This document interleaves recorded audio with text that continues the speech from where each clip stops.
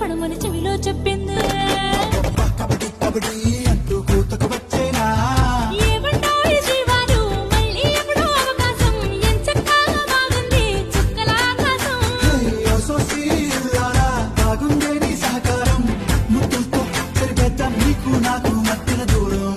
చీచీ సిగ్గేలేని మొగుడు కారండాయ్ గుయ్ గుయ్ గుయ్ గుయ్ అంటూ మీదికి రాకండాయ్. కంపెడి పిల్లలతో ఇంటిని నింపావే సాపాదిండు సంసారాన్ని మేడెక్కించావే. ఇరుగు